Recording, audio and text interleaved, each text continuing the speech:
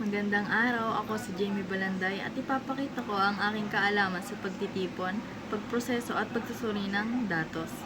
Pagtitipon ng datos, paggamit ng tamang instrumento, gumamit ng online survey upang makuha ang opinyon ng 100 respondents. Pagproseso ng datos, inayos ang datos sa Excel sa pamamagitan ng data cleaning.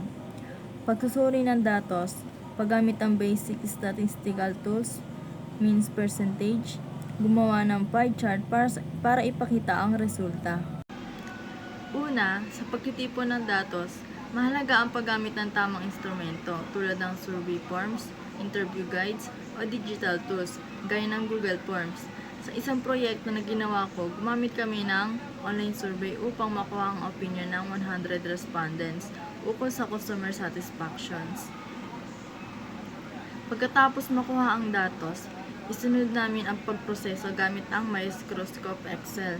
Inayos namin ito sa pamamagitan ng data cleaning, kung saan itinanggal ang mga dobleng sagot at hindi kumpletong impormasyon. Sa pagsusuri ng datos, ginamit namin ang basic statistical tools gaya ng mean at percentage. Gumawa rin kami ng pie chart para madaling makita ang resulta. Sa huli, natukoy namin ang mga pangunahing issue at nagbigay kami ng rekomendasyon base sa datos. Ang maayos na proseso ng data analysis ay mahalaga upang makagawa ng tamang desisyon. Maraming salamat po.